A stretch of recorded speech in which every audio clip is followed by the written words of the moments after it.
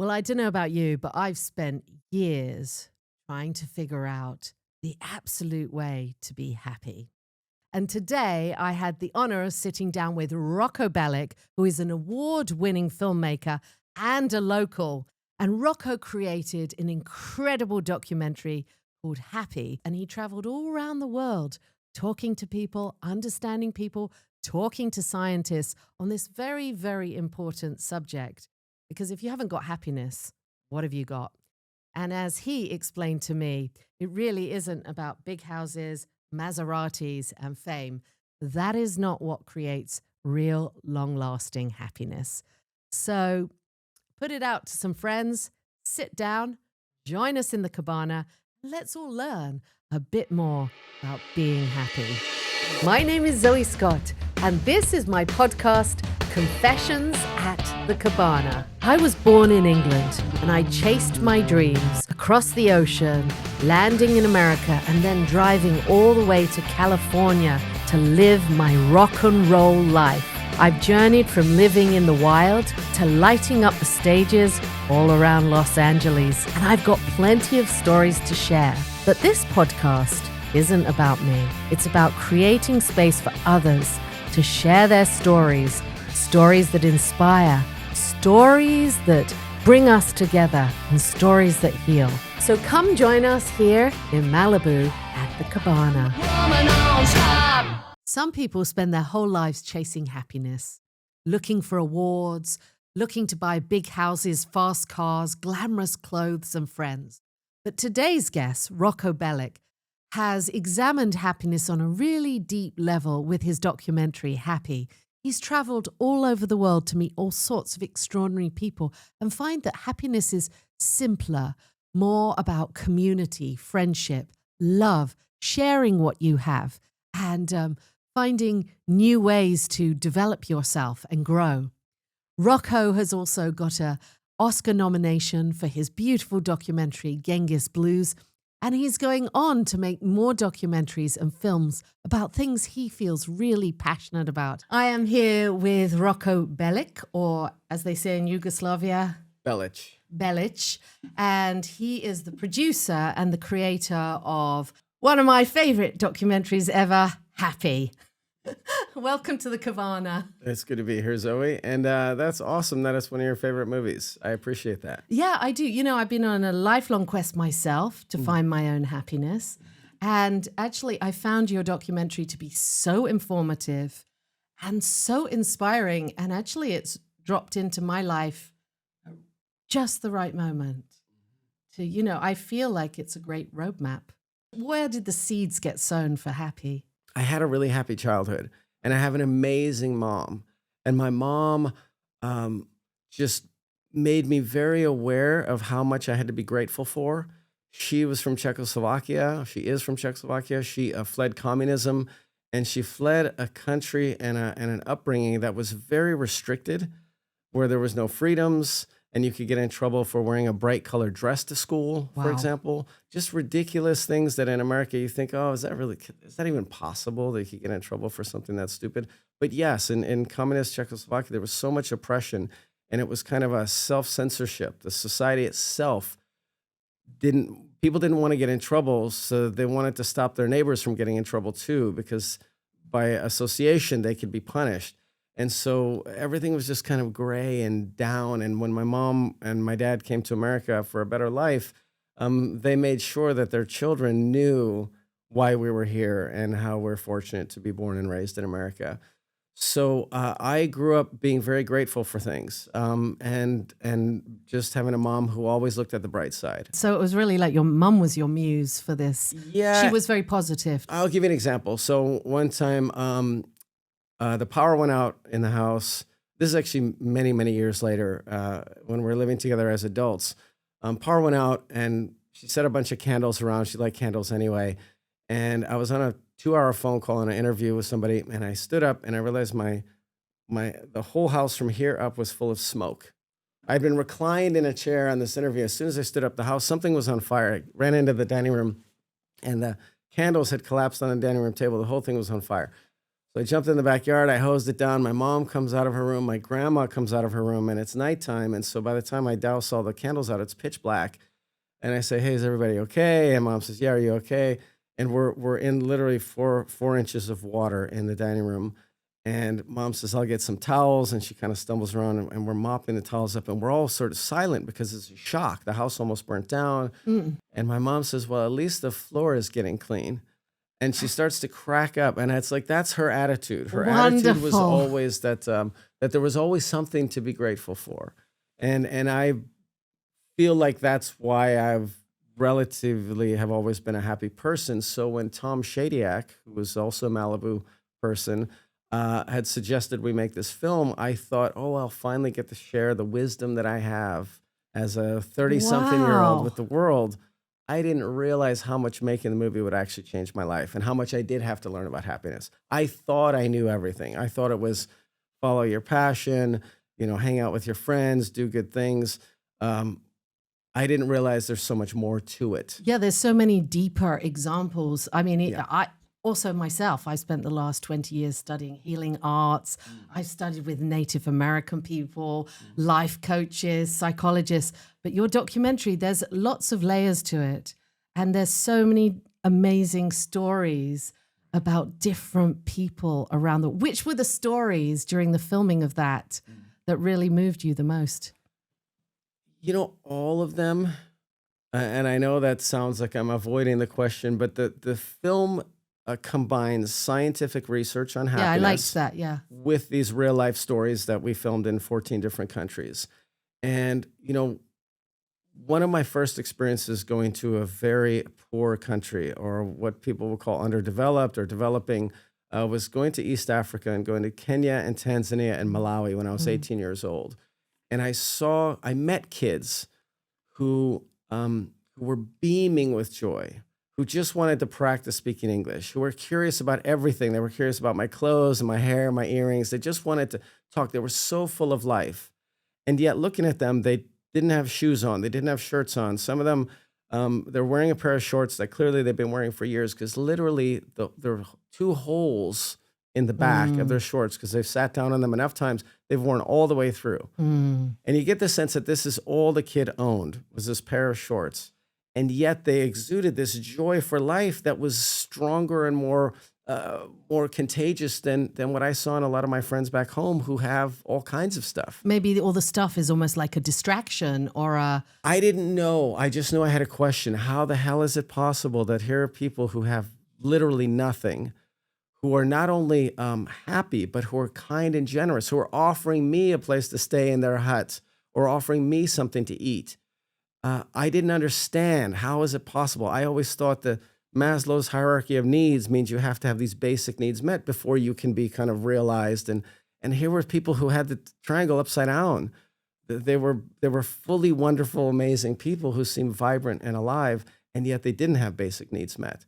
Now, that was one question I wanted to answer in Making Happy. I said, okay, finally I get to go back and talk to people and at least explore how is that possible. Yeah, that was a big takeaway from me because obviously we live in Malibu. It's a very affluent place. Sometimes there's a defensiveness to all that wealth. I love clothes. I was Yeah. going to buy an expensive dress last night, and then I was thinking, that Happy movie said it's not the stuff. Yeah. It's not the house, the dress, the cars, or, once we have our basic needs met, it's about sharing and caring. Right. So many wonderful messages. Well, in buying things too, I also like stuff. I like cameras, I like microphones, I like surfboards. The research shows that if you want to surf and you have one surfboard, you will love that surfboard because it provides you the ability to do the thing you love. If you have 50 of them lined up, brand new surfboards, you will care about them less and they will give you less Wow. joy. And that's just, it kind of makes sense when you hear that. If you have one beautiful, expensive dress, that will be your treasured favorite dress that you wear for your best Yeah, I occasions. have a few more. At some point, they fade, and they call it the hedonic treadmill. Right. Which is where you get used to addiction, right? The addiction to, along with social media, along with Amazon. Yeah, the more things you have, essentially, you can't hold the same space in your heart or your desires for a million things that you can for one or two. And so you get used to them and they stop giving you that boost. I mean, I know when I get a new surfboard, which is every few 5, 6, 7 years, I am super psyched about the board. I want to put it in my bed and sleep next to, like a kid. But I know that, now I have 15 surfboards lined up outside our house, and it makes the joy that I get from any of them a little bit less. And that's just one of the lessons. The hedonic treadmill is that, it does give you a boost to get something new. And It do just you think fades. the hedonic treadmill is very much what the American dream is pushing? I don't have a problem with the American dream at all. Nor do I. I mean, I'm from England and Yeah, exactly. My immigrated. parents, America's given me so much. right. I think people misinterpret it. So if you value, this is a piece of research that I thought was amazing that I came across. If your priorities, if you value what they call extrinsic goals, so you prioritize having a fancy house or having a fancy dress or fancy car or expensive anything, if those are your priorities, you are less likely to be happy than if your priorities are for what they call intrinsic goals, which is friendship, wanting to make the world a better place, doing things that are meaningful to you internally. If you value those things, whether you succeed at them or not, you are more likely to be happy.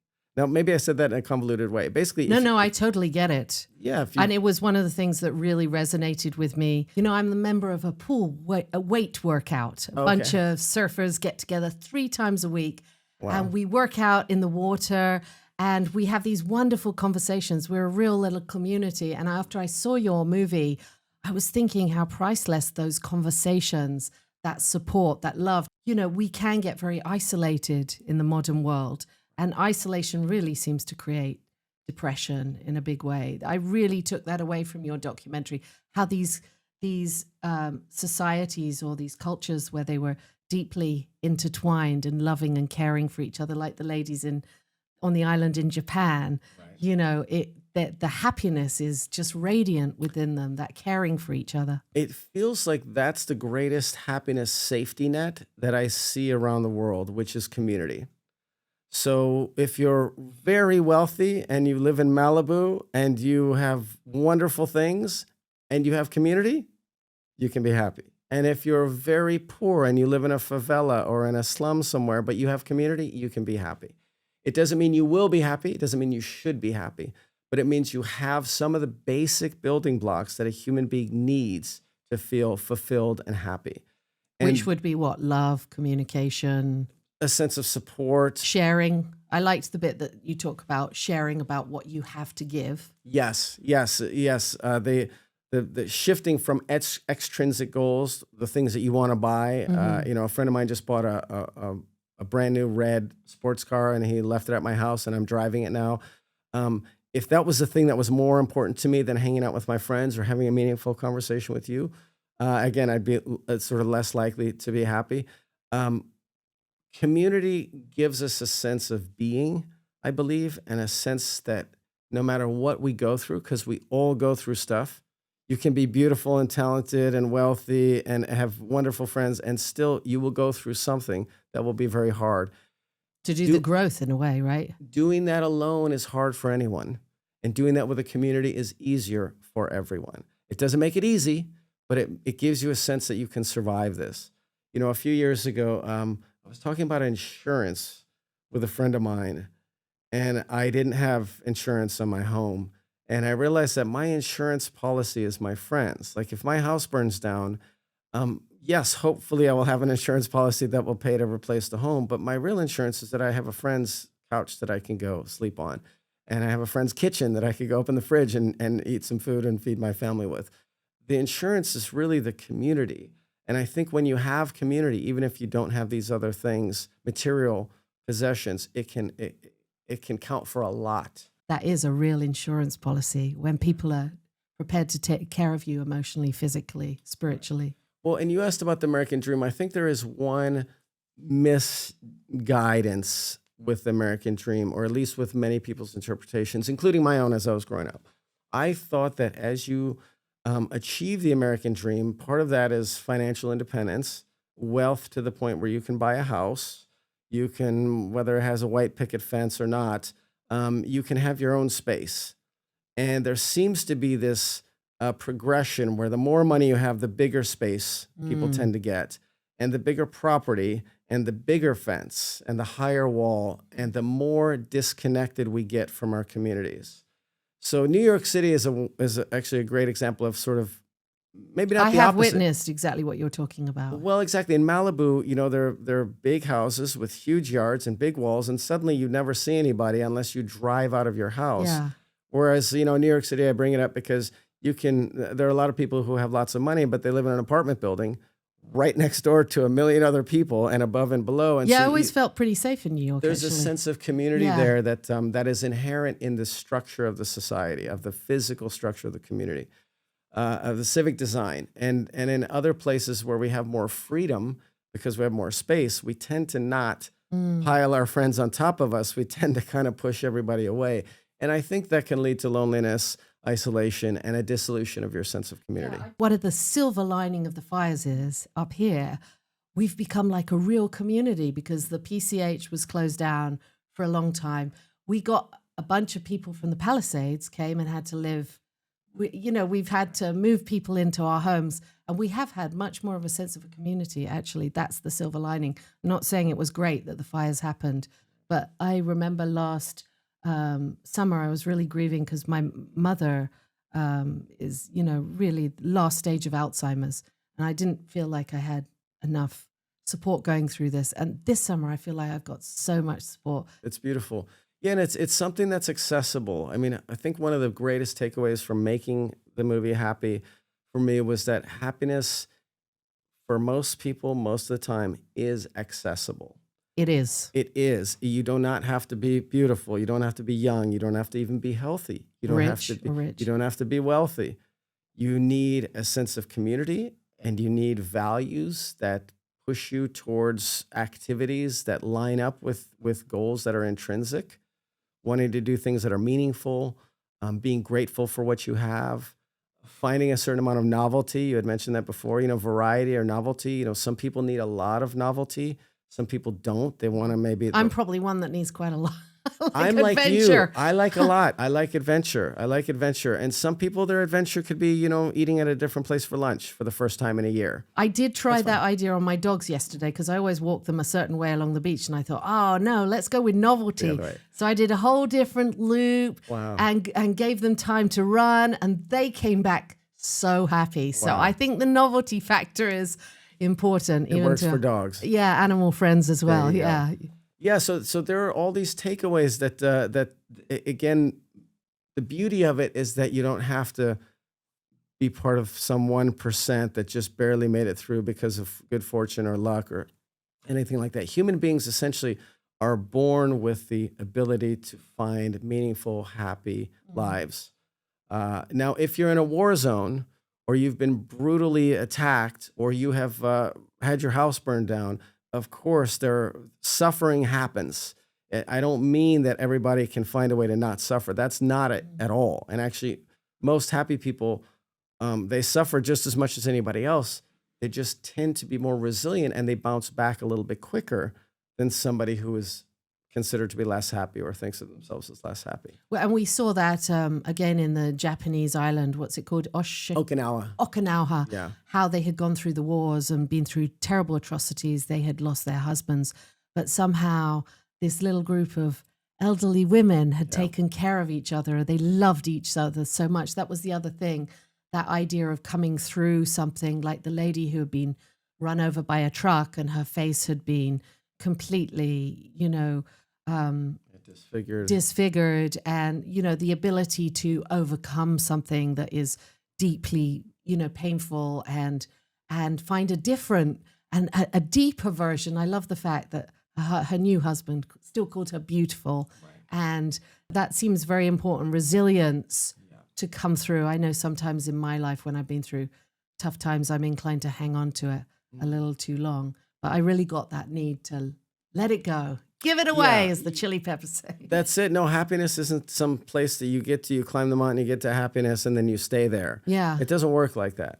It doesn't work like that at all. there are peaks and troughs your whole way through. And that's part of the learning. Yeah. Did you have difficult moments in the early years in Hollywood? I know you lost a friend who was 22.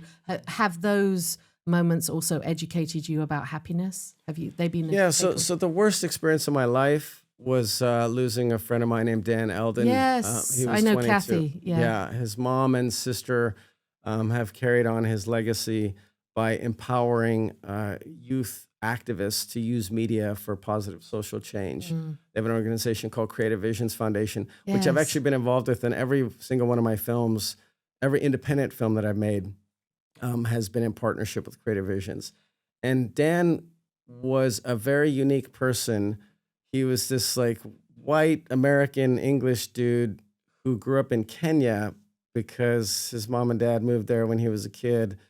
And so when I first met him, I was flipping through a scrapbook of his, and there were pictures of him like sitting next to a cheetah and a picture of him standing next to these pygmies in Uganda, this tribe of people that are much, much shorter than him. And Dan wasn't a super tall guy or anything. He just had all these amazing adventures. And I met him when he was 18. So he had done this before he was 18. Wow. And I thought, wow, this guy is living this sort of some amazing, exaggerated dream life of mine. I grew up watching National Geographic documentaries since I can remember. And so this guy That was my dream too, by the way, to go to Kenya and be a zoologist. Exactly. So here's this guy who had done all these things.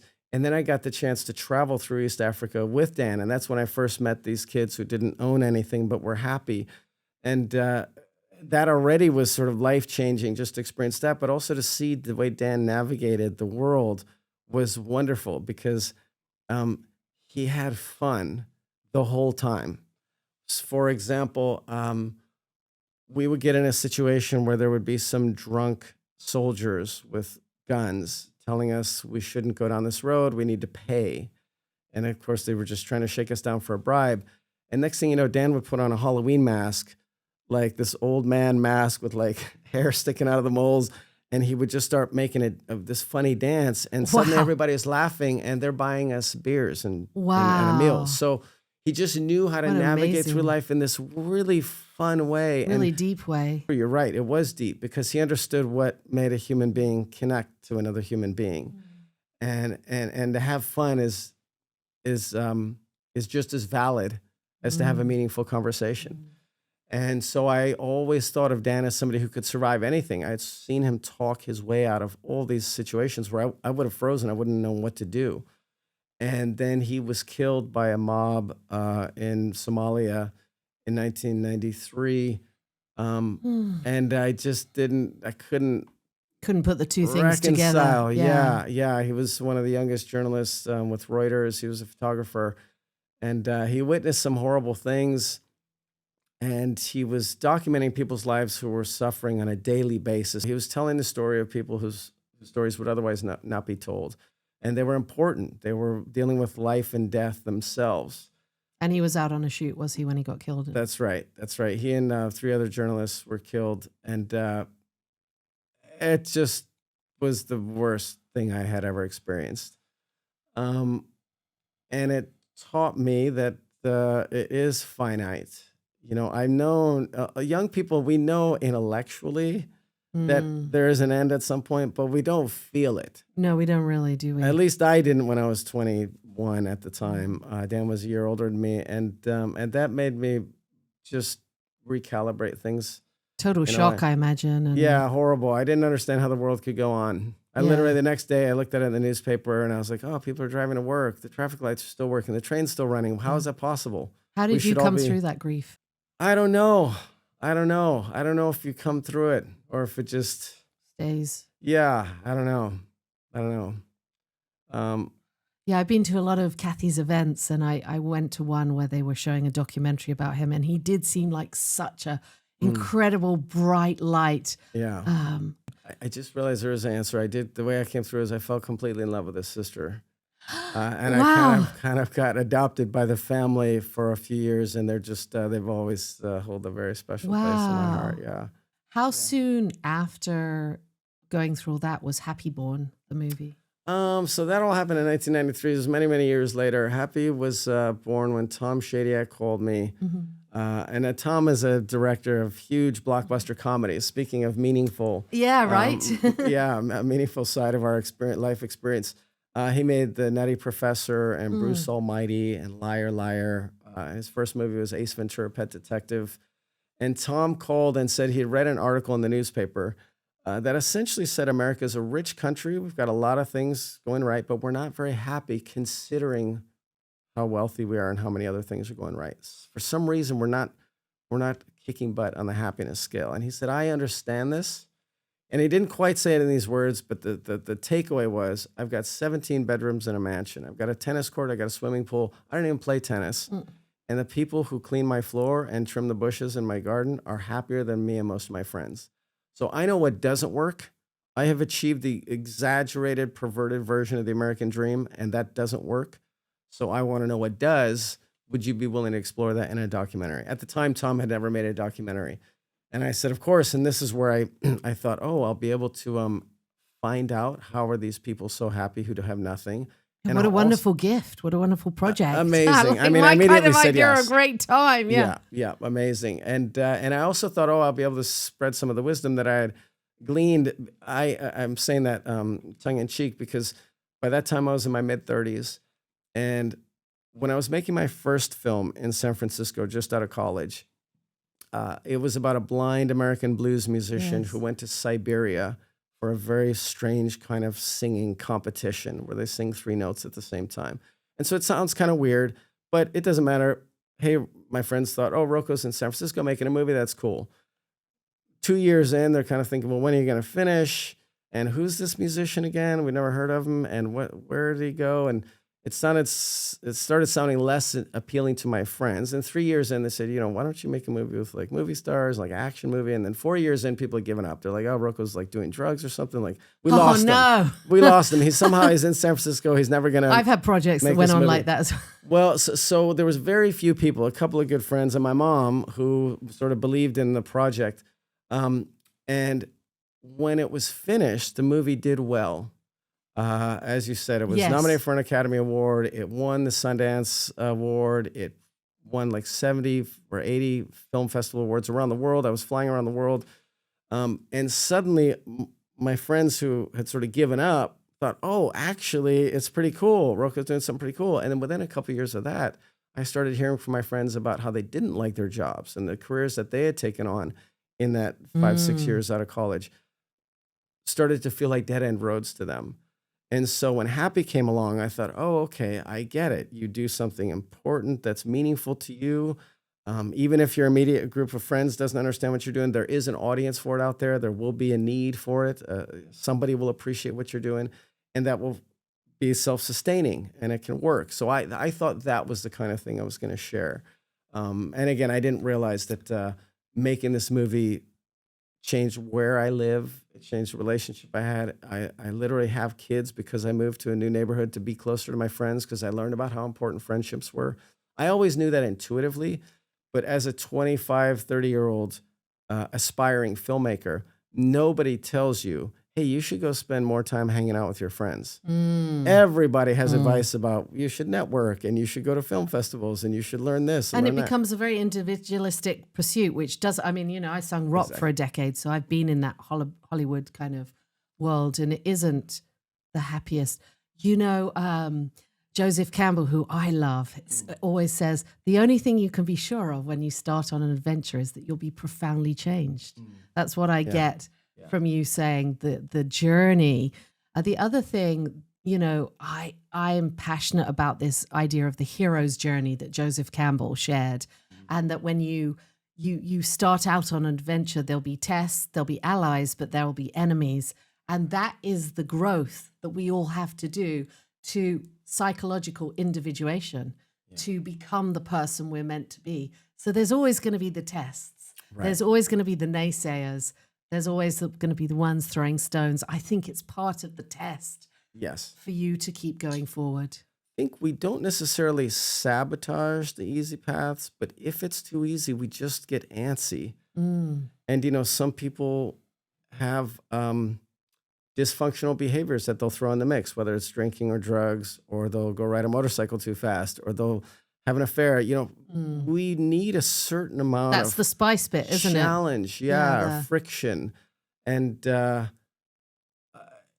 there's something that I've noticed. So I didn't grow up in a wealthy area like Malibu. I grew up in a suburb of Chicago, very normal, working class. There was rich people and poor people, but rich people there were nothing like rich people here. They're a totally different level. What I see here it's sort of extreme. I started to understand something about wealth, which is if you spend $5,000 on a bicycle and it doesn't work perfectly, you sure in the hell have a right to complain, because I spent $5,000 and the gears aren't shifting properly. If you spend $100 on a bicycle, or somebody gives you one and the gears aren't working perfectly, you immediately say, well, hey, the handlebars are good, the tires are good. You start to look at what is working, and you think of that one problem as just one little problem. You don't think of it as being a ripoff. Do you know what I mean? Fascinating. Yeah, I know exactly what you mean. Way. So if you spend millions and millions of dollars on a house, or you live in public housing with paint peeling off the walls, you can be happier in public housing if you say, hey, at least we have a roof over our head and we're not on the street. And you could be in a multi-million-dollar house that floods because your plumbing system is too fancy, it doesn't work, and nobody knows how to fix it, or your movie projector doesn't work well. That experience doesn't happen if you don't have money. If you don't have money, you can't live in a very, very complex, technologically complex house. Right. If you have a lot of money, then you can have the Nest Cam and the security cams and the AC and the heat and all that. And the more complexity, the more chance of something going wrong. So there is this kind of catch-22 of... What do you think is a healthy relationship with money? Where is your relationship now with money? What do you think is a healthy relationship? First of all, I'm not an expert. Ideally, my ideal is to have enough that I don't have to think about it, that my bills are paid and I can do what I want to do, because I think the projects I'm working on are more important than the money that it takes to make them, and they're more important than any money I would get as a reward. The reward of making them and seeing people exposed to them, and I mean films, just making films and impacting people with things that are important to me, is enough of a reward that I don't need more. Yeah, the act of creativity, that's supposed to be one of the things I heard Kathy Heller say. Everybody basically wants to be creative. It's not the creative urge that I feel at all restrained by. It's or I have enough of that, I should say. What I really enjoy that I'm constantly pursuing is the ability to share something that I've made with people who I think it will have a positive influence on. Right. Something of value. It's sort of like in India, there's a concept of a puja, which is an offering. And it can be symbolic. You could light a candle and put it in a floating cup and offering put it in the back river. to life. Exactly. It's an offering. And I love that concept. And I think, I've been given life. I've been given health. I have amazing friends. I have an incredible family. My mom, my dad. I just have been given so much that to give back is the only right thing to do. And it's not out of obligation. Wonderful. It's because I want to, because I get to. I have the opportunity to. And one day I'll be dead and I won't be able to do that. But while I'm here, I want to be able to do that as much as possible. Giving does make us really happy, doesn't it? I find whenever I give, even if it's some of my precious clothes, when you're giving, I'm a singer. So when my guy always says, nothing lights someone up like singing a song to them. Whatever you've got to give is wonderful to give, Yeah. Especially if they appreciate it, right? Especially if they appreciate it. I read about your father's amazing journey rowing across the Atlantic. Right. Can you talk to me a little bit about your father? Well, so there's a few stories that kind of relate, and I guess I would share it this way, that in Yugoslavia, the people love the sea, and I know about this guy who particularly loved the ocean. He was growing up during World War II in a home without a mother. He never met his mom or didn't know her. His dad was a teenager, and a very dysfunctional place. And the war is going on, and there's famine, and not famine is too exaggerated, but there's struggles. It's really hard to be alive in the late 30s and early 40s. And the one place he could be happy and feel genuinely at peace was in the ocean, swimming, playing, rowing, whatever. And so he wanted to be a boat captain. And a lot of kids in Yugoslavia want to be a boat captain. Just like a lot of kids in Malibu want to be pro surfers. Right. They're connected to the ocean. The ocean has a power, and it does in Yugoslavia just like it does here. And really, I'm talking now, it's Croatia because the country split up. But he did well in school, and he became a doctor instead. Came to America, raised a family. And when he was about to retire, and he saw the sort of other end of his life, it's sort of life is finite, and one day it'll be over.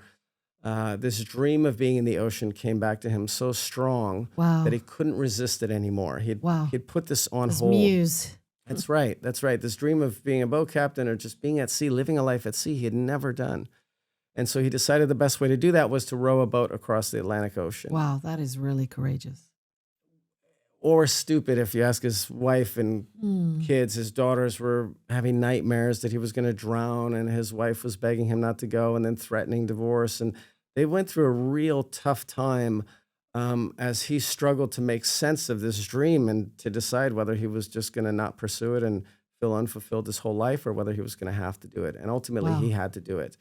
And so he set off with a modernized boat, some technology, satellite phone, but no motor and no sail, and just the power of his body. He was going to row. That was part of the dream, was it? To row himself? To row alone across the Atlantic Ocean with no backup, no safety boat, nobody. And he didn't even want people to know that he was doing it. I mean, besides his friends and family. He didn't want any publicity. He didn't want to raise money for anybody. It was just a very personal thing. He wanted to feel the ocean and just be in the space and just experience whatever the hell it was going to be. He intuitively knew it would be something interesting. And for 4 months, he was at sea, and he was calling home, telling his wife, describing the sea turtle that he felt like he could talk to, the sea turtle that followed him for a week. And his wife said, if you have food poisoning, you sound high, there's something wrong. And he essentially said, I've never been happier in my life. His daughters begged him to hurry up because they still were having dreams that he was going to drown. But when he described to them the seabird that landed on his boat, a seagull, needed to be helped, and he was able to fix its wing. And he described the stars at night. He said sometimes in the middle of the ocean, it's so calm that the stars are reflected 360 degrees, and it felt like he was floating in space. Wow. And this is a guy who he didn't do drugs. He didn't drink much. He was very rational, sane person. And he sounded like he was tripping. Wow. For 4 months straight. Because ecstatic. He was connected. Like they say, the doors of perception, when they're truly cleansed, we'll see it all as infinite, right? And I believe that's the kind of experience he was having. And when he was just a few days, after doing this for 4 months, just a few days, 3, 4, 5 days from shore, a huge storm came. He was lost at sea. The Coast Guard on the southwest coast of Ireland and England received a distress signal from his boat, like an SOS call. And he was never seen again. And a month later, his boat washed up. Some fishermen found it a couple miles offshore. He had almost made it. And they cleaned up the boat. They put it in a crate, and they sent the boat to my house because the guy rowing the boat was my dad. And I was from the first marriage. I was 30 years old. I had made my first film. In that 4 years that I mentioned when I was making Genghis Blues, how people started dropping off in terms of support. My dad he came to the world premiere in San Francisco at the Castro Theater, and there was a line literally around the corner for tickets. And he watched the movie, and there was a standing ovation. And he saw me pursue and fulfill my dream of being a filmmaker. Well, I'm getting chills. Yeah, and so when it was his time to pursue his dream, I could not imagine anything better. I was helping him pack his boat. I was helping him plan. My brother and I drove out with him to the East Coast to see him off. My stepmom and sisters, I don't know if they were too hurt or scared or what, but they didn't even come to the East Coast. We helped him and sent him off on his way. Yes. And then when he disappeared, I did not know what to think. Every adventure I had been on, in East Africa with Dan, everything I had ever done, I came back from. People always worried, and it was always okay. So Was there an element that was reminiscent of losing Dan? it was, and I realized that this is why I say confidently that losing Dan was the worst experience of my life because Dan was so young. Mm. You know, my dad knew the risk. Dan, of Mm. course, knew the risk, but when you're 21, 22, you're not Mm. thinking of that as a real risk. When Mm. you're 62 and your family's begging you not to go, you really think about that. And as a doctor, my Mm. dad saw people dying in the hospital every single day. Mm. And he said to me, look, dying in a hospital is no way to go. Now, it doesn't mean he was suicidal. He didn't go to kill himself. But I asked him, I said, what if Ellen, your wife, what if she's right? What if my stepmom is right? What if you don't make it? And he said, well, if I have to get rescued, it'll be embarrassing, but of course I'll call the Coast Guard. And I said, no, what if you actually die? What if you don't make it? And he kind of looked up at the sky and he said, well, what more glorious way is there to go? And that may be easy to say when you're standing on shore and safe and you're talking to your son, and maybe it was absolutely the worst, horrific experience of his life, battling a storm and realizing you're not going to make it. But that was different. And with Dan, it just felt like I was robbed, or the world was robbed of somebody. And with my dad, it was more like a mountain climber who's done this before, who knows what they're doing, who takes a risk willingly, and the fates turned in a way that none of us wanted. But Sounds like he really wanted to experience the beauty and the bliss of everything. Right. You know, at the end of the 60s, it reminds me of Ken Kesey said, we've gone beyond the drugs. Mm. He said, we've learned that if you spend extended times in nature, you can reach that same high and that same feeling of being a hero. You have this experience that all becomes like love. It sounds like that is the blissful space your father was in. I believe so. The closest to that I've come, and this has happened multiple times, is usually when I'm looking at the cosmos at night. I've been in the Himalayas a few times where you feel literally closer, and you feel exposed, and you feel part of something that's so gigantic. Bigger, yeah. The universe, feeling that is something that transcends the experience of normal person going through their day-to-day life, and it does provide some sense of peace and tranquility that I believe my dad was able to experience in a way that Dan in the war zone was not. And so in your documentary, you describe that need for something bigger, which is definitely part of happiness. I know over the last year, I've been trying to create a stronger connection to something bigger for me. How do you do that? Do you do that with surfing or? So I grew up in Chicago where there is no surfing. And I started surfing when I came to college in Santa Barbara. And I had this feeling the first couple times I went surfing, I thought, how come nobody ever talked about this? Which is when you're surfing, you're floating 50 yards, 100 yards, maybe 200 yards off the coast. And the entire country is in one direction, and in the other direction is Asia. I mean, there's the whole Pacific Ocean in Asia, and you really feel your positioning in relation to the world in a way that you're not normally conscientious of. I realized the entire country, everybody I knew and loved in America was there. And in that direction was this big unknown, the Pacific, and then Asia, which is the whole adventure, the rest of the world was there. And I thought, I'm not on land anymore. I'm sort of disconnected. And then the sun was setting and the moon was rising at the same time. And I thought, oh, wow, you can really feel your place in the cosmos in a way. First it starts with your relationship to the land that you feel a part of, the land of America, and then the ocean, and then the sky, and the turning of the planets and the turning of our own planet. It can have a very deep spiritual impact on you. Transcendental, right? Absolutely. Because you're letting go of all that identity, right? All that stuff. Yeah, you're recognizing that those connections are in your head and that you can let go of them just as easily as you held on to them. But I never had the opportunity before. Communion with the nature. With something eternal, something maybe all powerful, if that's the way you go, or just something that's so much bigger than tiny little old me floating on my surfboard. It's a beautiful experience. Mm. And nature, when I hear that nature um, gives people a spiritual experience, I, I don't know if I'm a contrarian, but I wonder if that's true for people who live out in nature all the time. Hmm. They might get a total rush and transcendental experience coming to see St. Peter's Basilica in Rome. I don't know if you've ever been in that.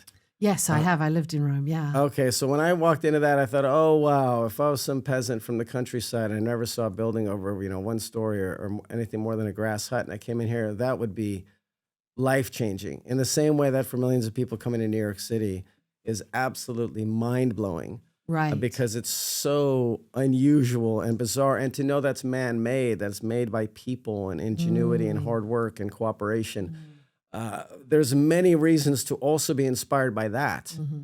Um, in other words, I don't think it's only nature, but nature does work for a lot of people who are in Mm. cities.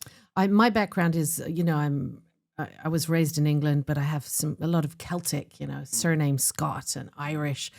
And when I immigrated to America in my 20s, for some reason, I really felt the need to learn about the native spirituality, the spirituality that came out of the land. And I think in a way it's very similar to the native Irish spirituality of the Druids or the Celts. And so I had a wonderful woman, Nita, Little Bear Fish. She was Cherokee.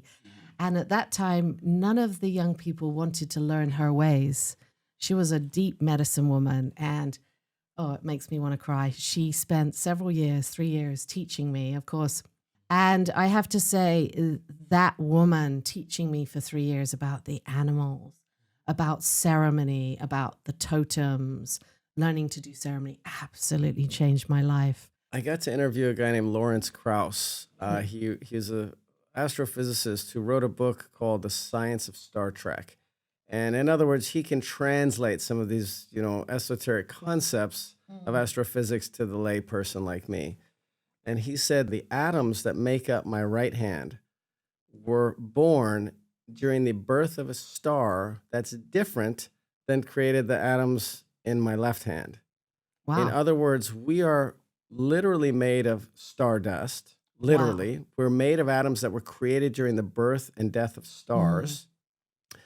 And they're so ubiquitously spread around Earth and around living things that we're all sharing these atoms that were created during the births of stars millions and millions of years The ago. unified field, right? Wow. Right. I think conceptually it made me realize, oh, I'm literally made of the same things that the stars are made of, which is the I same love things that the that. birds are made of, Yeah. and the ocean and the sharks Mm. and the pollution and the Mm. cars and the microphones and your eyes Mhm.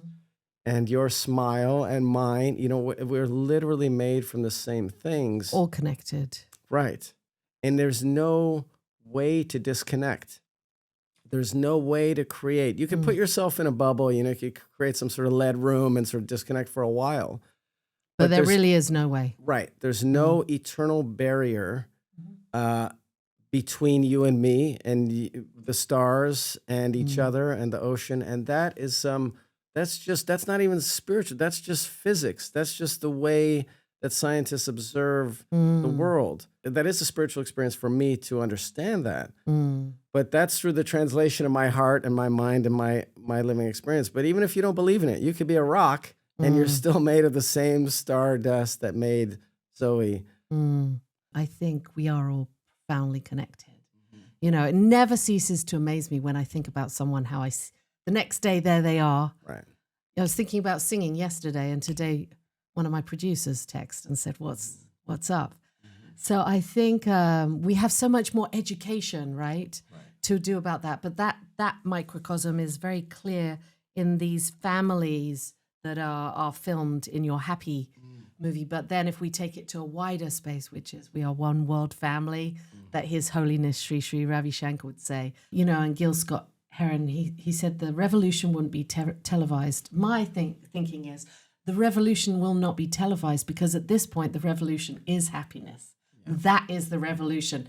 My father raised me to always, he was a wild man, artist, thinker. He said, how are you going to beat the system? I think the only way to beat the system is not to try and beat the system, but find your internal happiness. I have a slightly different take, I think, than most people on how we're doing as a society.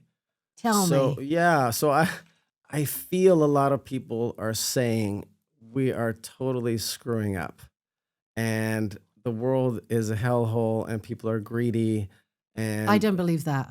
well, exactly. I don't I either. see a lot of love, a lot of. And there's things we can point to. There are wars. There are, there is things happening in Ukraine and Syria and Gaza. I mean, there are horrible things. There are things happening here in Los Angeles that are terrible that we want to change. But people have tried to explain to me that, like, okay, the reason why maybe they'll give me this. They're like, okay, the reason why, we do kind of tend to get better as a species. Like, yes, life is better now than it was 200 years ago for most of us.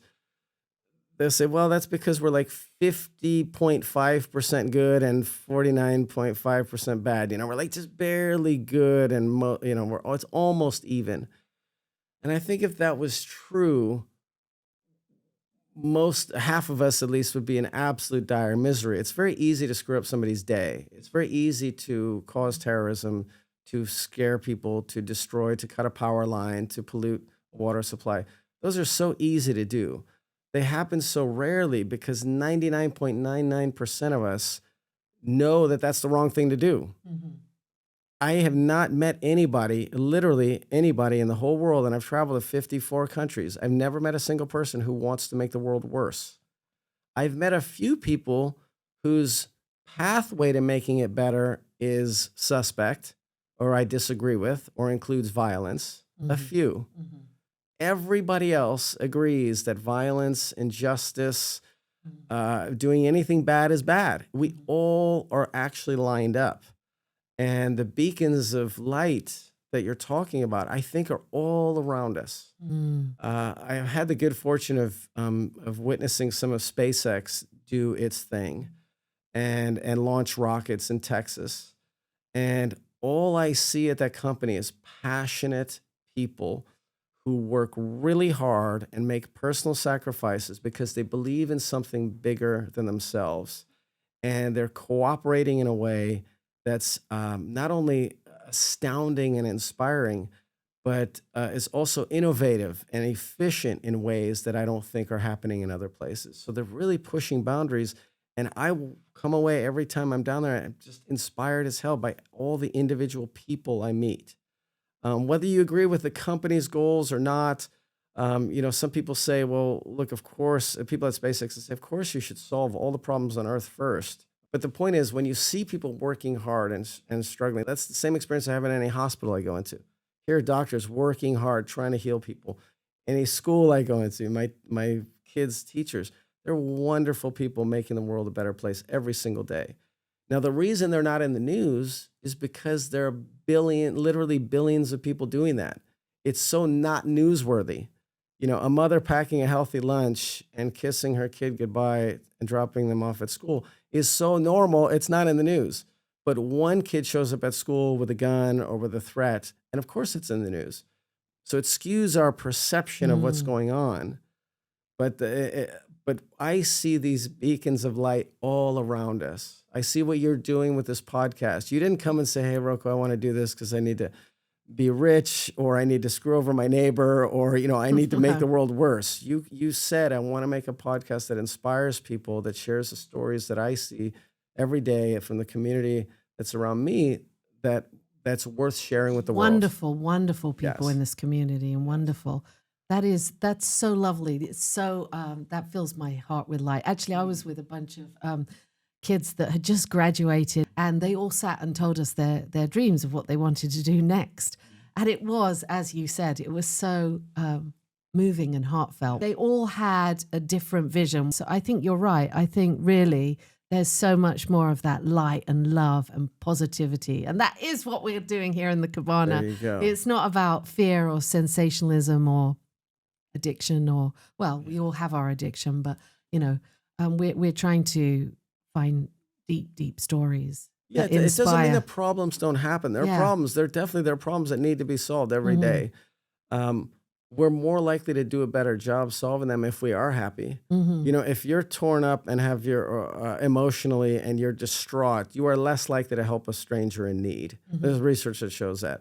If you're busy, you're actually less likely to help a stranger in need. Right. But if you're relaxed and you feel good about where you are and you feel safe and whole, you are more likely to be creative, find a creative solution to a problem. You're more likely to help strangers. You're more likely to want to help the world be a better place. There's Wow. all these benefits of happiness. You're more likely to be healthier, burden the hospital system, the medical system less. You're more likely to live longer, have better relationships. So there's all these reasons why happiness is beneficial. And I just want to mention one other thing we were talking about in terms of the beacons of light that are all around us. I made a documentary called Trust Me about disinformation. And it was kind of looking at how do we consume information these days, how much of it is accurate. And what I learned is that a lot of the information we consume is geared either intentionally or unintentionally to provoke one of two emotions, anger and fear. Mm. So the most shared Facebook post in 2018 was a small news article that said, human trafficker, child predator may be in our area. Now, it doesn't matter what you're doing that day or whether the next article says, cure for cancer finally found. That's urgent, important, and scary as hell because maybe in our area, even if I don't have kids, my neighbor's got kids. I got to let them know. So I'm going to share that thing real quick. That post went around the world, hundreds of thousands of shares around the world, many different countries. It was from a small town in Texas. It was 3 years old. They'd caught the guy a week later. But the point is, it stoked our fear in a way that made people act and press that button to share in a way that other articles don't, that happy articles don't. I used to think that I was sort of an objective consumer of information. Good news, I take some of it. Bad news, I take some of it I'm not interested in. It's not true. Even I, just like all of us, are absolutely hardwired to pay attention to things that are scary because if you imagine you're a hunter-gatherer 100,000 years ago in the plains and there's tall grass and everybody says, hey, watch out for lions in the grass. And you say, don't worry about it. There's no lions in the grass. You can be wrong once and then that's it. You're taken out of the gene pool. But if you're paranoid and you're always worried about the lions in the grass, you're more likely to survive and have kids. And those kids are going to have the same paranoia. We've bred ourselves over millennia to be biased towards things that are aggravating or that make us afraid.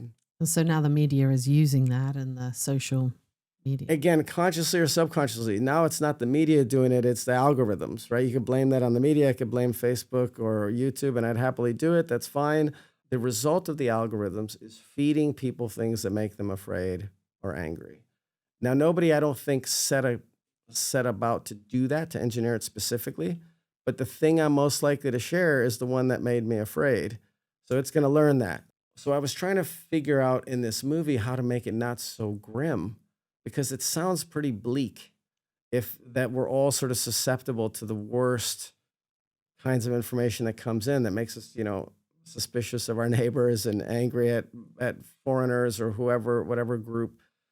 And I looked out my window and I realized that everything that I could see out my window, I was renting a little room in a mobile home park where I live. The windows on the neighbor's house, the car, the asphalt on the street, everything that was made by a human being was made out of cooperation, ingenuity, probably generations, if not hundreds of years of hard work and scientific development. I couldn't find a single thing that indicated that people are greedy, violent, selfish. The only thing I could come up with was that the lock on the door, okay, that showed that sometimes you got to lock the door. But the door, the window, the roof, everything else was a product of cooperation and hard work, of people coming together, not being apart.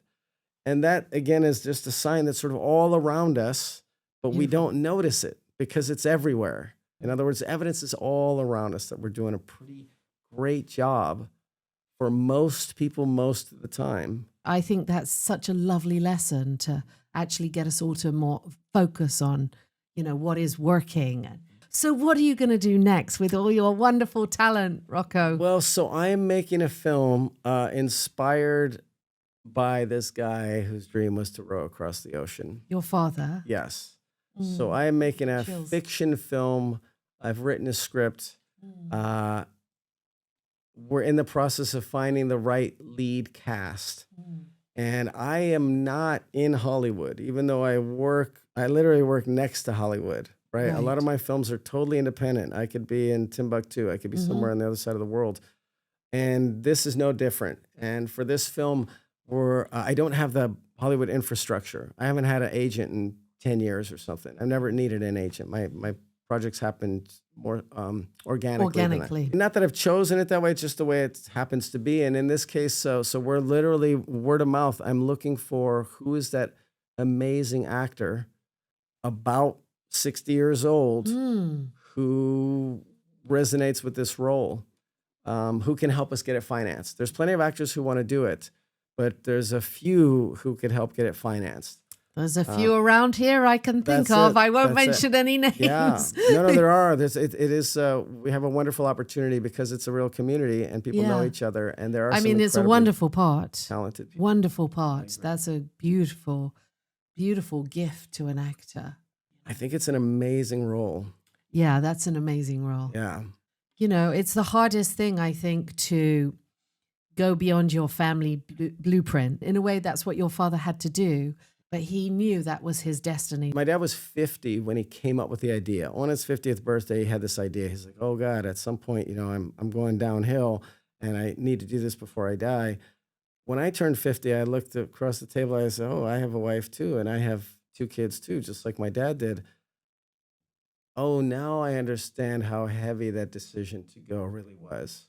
In a way I did not understand when I was 30. Yes. When I was 30 and adventuring around the world and making movies, that was a very difficult decision, yeah. Yes. And that's when I realized, oh, there is an interesting story here.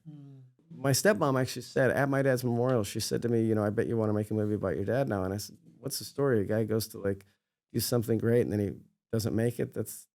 I didn't get it. I thought, of course you have to make it. Even though one of my favorite movies is Rocky, and Rocky does not win in the first movie, but he goes the distance. And I think you could argue that my dad had the experience. He went the distance, as you were implying. He was able to experience what it would be like to be out there.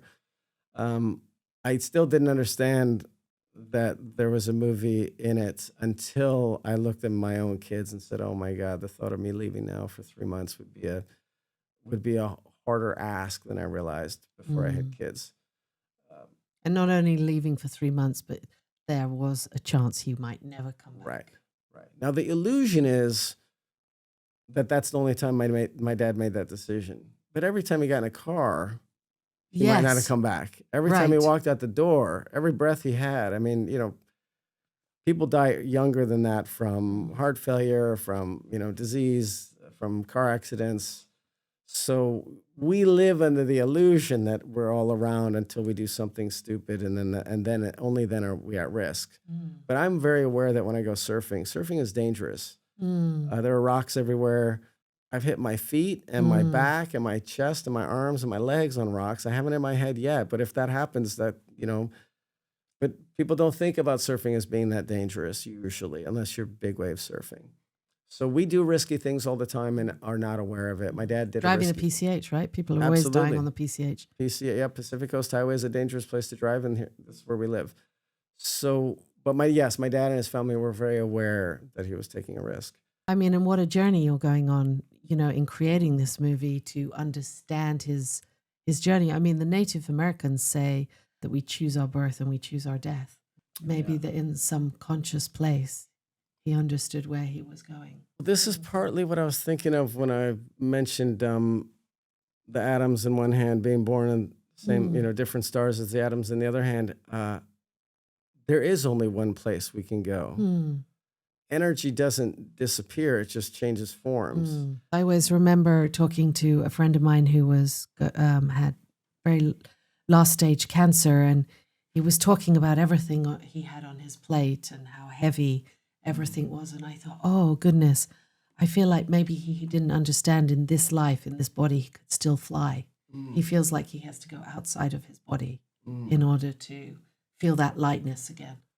I think a lot of people feel that way, in that a lot of people don't have audacious dreams like rowing across the ocean. My dad's boat was returned to me, and we're going to use it in the filming. So we have the original boat. I met up with a bunch of big wave surfers in Nazaré, Portugal, and I made a 1/3 scale miniature of my dad's boat, which we'll film with for the sort of wide shots as it's in the ocean. And we put it in some massive waves in Nazaré. And one of the real goals of this film is to take an audience who normally would be like, okay, yeah, that might be cool, but I would never do it. But take them and give us the Them the experience, experience. yeah, of what it would be like to be surrounded by the beauty and the power and the awe of that kind of nature. And the surfers got it, right? These are big wave surfers who every time they say goodbye to their family, they know there's a chance they're not coming back. Their family knows it. And a lot of these guys have young kids. They understand that question and they face it on a daily basis. Most of us don't want to face that question. We don't want to go to a job that puts our lives at risk every day. But if I can give people the experience of the joy or the awe of being in the ocean, and feeling the sky and its eternity around us, then I'll have succeeded, at least in part, with this film. And I think that relates to everything we were talking about, in the sense that all we get to do with this life is experience it, and then we're done. Now, whether you believe that you go on to an afterlife or you're reincarnated, that's all fine. But with this life, we get this experience. And whether we do it sitting at home in fear or angry at the other political party or worried about somebody invading our house, or whether we do it more ebulliently out in the world, exploring and taking risks, that's up to us. If I, as a filmmaker, can play a little part in giving people some experience that will exhilarate them, that will enliven them, then I will be fulfilled. Wow, it sounds absolutely wonderful. And I'm really excited to hear who ends up playing Me too. playing that lead. Yeah. Thank you so much for this absolutely profound conversation. Thank you, Zoe. You have so much to share, Rocco, and thank you for your beautiful documentaries that offer so much nourishment and taking your road less traveled.